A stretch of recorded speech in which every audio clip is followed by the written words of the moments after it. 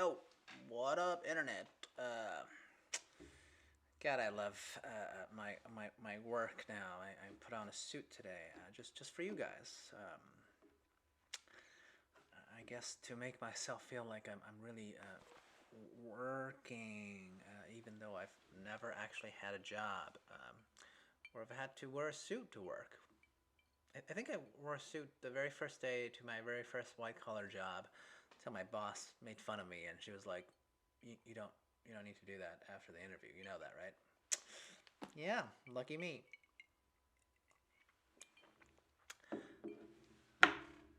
So, first topic on fire that I feel very strongly about. This whole debate on whether Starbucks coffee or avocado toast is detrimental to your financial health. I'm gonna just come out and say it, as the title of the video says. I do think they both of those things together or separately, either one really, will destroy your financial life. And I got two big reasons as to why. Okay. First of all, let me just say, I like Starbucks coffee. I think they taste great. I own Starbucks stock, even though that's probably because I'm a cynic and I don't believe in my own persuasive skills enough. Okay, I don't think, despite what I'm saying, the vast majority of you will actually stop your stupid, expensive coffee habit at Starbucks, and therefore I will benefit. So, yeah. Uh, Thanks. So if you disagree with the video, cool. You'll still be increasing my net worth. Okay, so good job. And I also happen to like avocado toast. Okay, I love avocados. It's one of my favorite foods. I would like to put it on everything if I could just finally learn how to identify, the avocado in the supermarket that has exactly the correct ripeness. And yeah, so I'm not against fancy coffee or avocados on toast. I like toast too. Okay, can't complain about any of that. But here's my reasons for thinking that these items are bad for your financial well-being. Okay, one, both are examples of things that can easily be replicated at home, and probably with better effect. Okay, now I understand if you're saying, "Hey, I gotta go get that afternoon coffee to network with my coworkers," or maybe you guys are having some sort of strategic meeting on the coffee break. Uh, that's not something that homegrown coffee can replicate, right? But for most of you, if you're going to get your afternoon coffee or your morning coffee, and you just can't function without it, uh, guess what? You can make coffee at home. You can make literally Starbucks coffee at home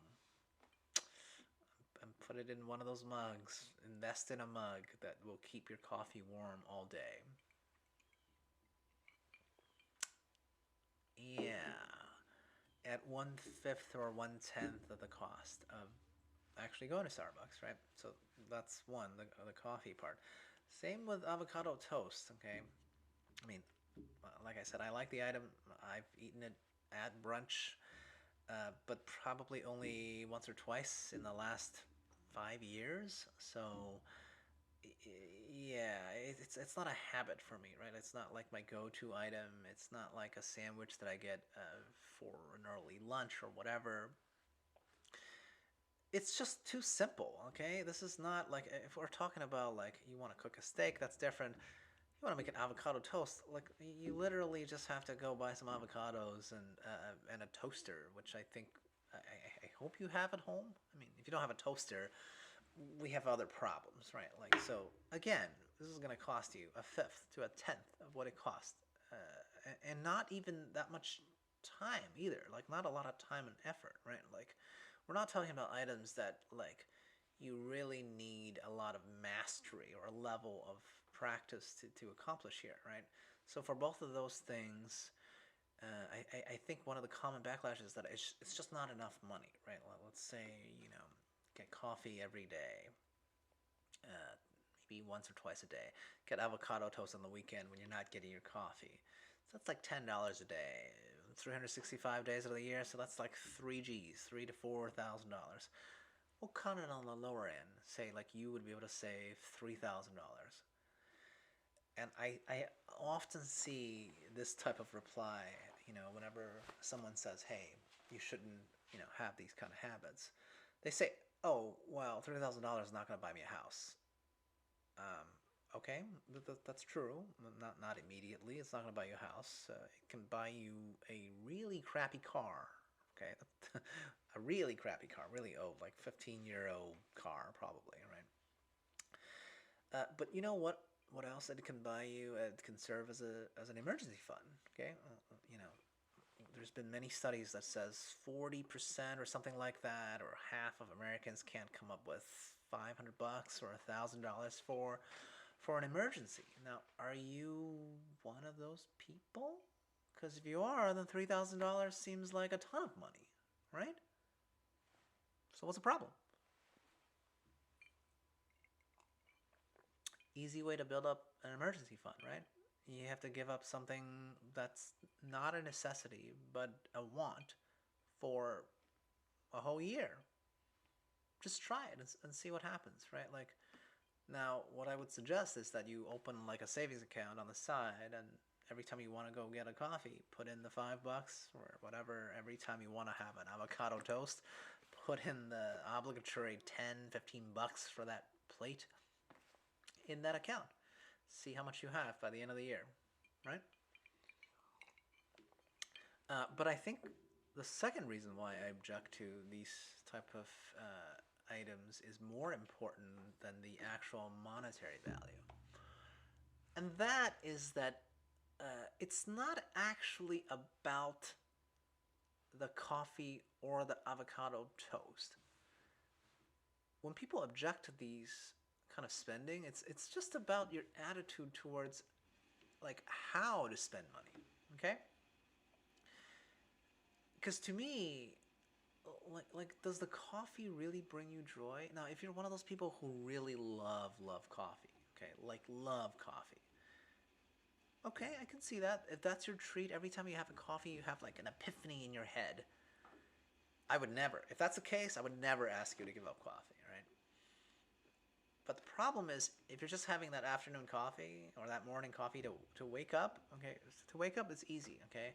You wake up earlier, you take a cold water shower. I'm pretty sure that'll wake you up as well, okay. In the afternoon, if you're taking a coffee break to get away from the office, now this I can understand, okay. I have always been a really lazy worker when I've had a job, and I would use any excuse to go take a break. So I got no problems. You don't have to. You don't have to go buy that $5 coffee though, right? You can just walk around the block. I don't know. Go take a drive. Even though that probably is not super economical in terms of gas usage. But anyway, my point is, if you're not drinking the coffee because you love coffee, then you should probably stop. Okay. And most of you, I'm gonna guess, if you have a daily coffee habit, it's gotten to a point where it's just a habit, right? Like you don't really enjoy it as much as someone who's having Starbucks, let's say like their matcha latte or whatever for the first time ever. So if you don't enjoy it that much and it just becomes a habit, that just becomes your baseline. Both the coffee and the avocado toast, when it becomes a habit, it just becomes a baseline that you're only ever going to add more and more and more to. And that's what the personal finance experts are really objecting to. And that's what I object to, okay?